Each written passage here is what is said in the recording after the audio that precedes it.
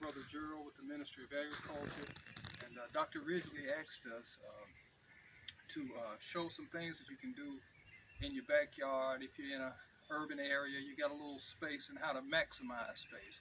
Right now, we have Sister Linda here who is harvesting some spinach. And one of the things about the spinach is you can just, you can crimp that, you can cut, you can crimp it, and it'll come right on back. One of the things about spinach, so you can have a constant supply of spinach. What do you plan on making with this, Linda? A spinach quiche. Spinach quiche? Yes, it's like a pie. Okay. And, All right. the crust. So Okay. that's what I'll be making. All right. Okay, and I can bear witness that that spinach quiche is really good. Okay, so she's gonna crimp that, and she'll come back a week later. How long does it take for that to regenerate? About a week, you'd say, Linda? Yes, I cut last week. So, Last week, right. and it came all the way. And It came back out, and now you're doing another clipping. Exactly. Okay, that's beautiful. One of the things about that is you want to have a good soil mixture when you're doing that. You know, when you're doing potted plants, the soil is extremely critical. And we out here, let me show you some of what we do, how we maintain our soil. Okay, come on.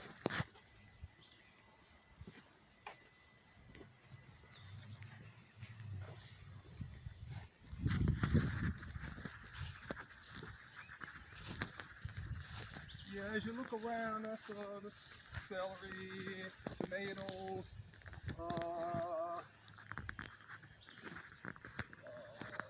cucumbers, squash.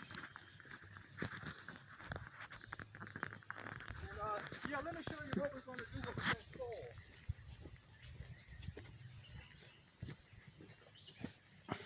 Hey. Okay, what I got here is I got some white king pigeons, and what I do is when I clean out the pigeon house, I clean out their droppings, and their fertilizer makes a great fertilizer. The droppings makes a great fertilizer. And so what I do, I'll come out and clean out their house, get their droppings of fertilizer. And mix it in with a little peat moss. And then what we do, we'll take it and we'll sift it through. Okay, using the peat moss, and we'll come up with a mixture that looks something like this, the result of it. Okay, and we'll use that as a side dressing for our plants. It's real nutritious, real nutritious. Okay, that's one of the things you can do. Also, your birds, those are what they call squabs. They produce squabs. You want to get them before they leave the nest. It's about what is it? About eight babies in there now. But when they get big and plump, you can go ahead and cull them and eat them. Yes. Okay. Let me take you on over here.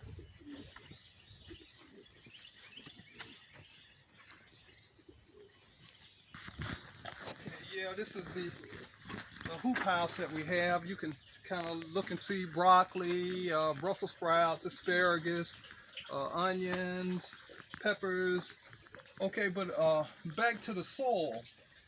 One of the mixtures that we do for the soil is what we call use worm castings. The Honorable Minister Farrakhan, he introduced this to me through Will Allen training.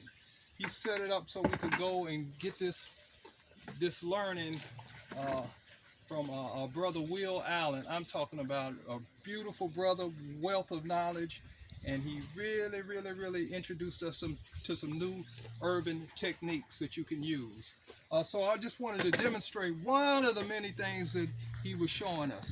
Right here we've got, if you can pull in close, you might see that you get, there they are.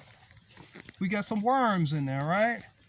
Okay, now these worms have the ability to detoxify the soil.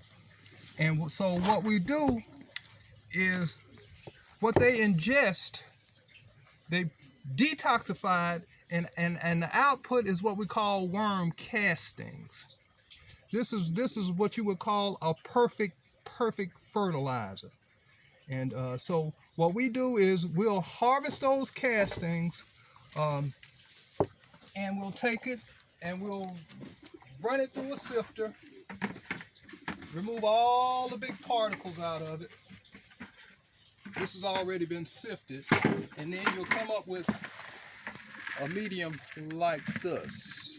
Okay, real super nutritious.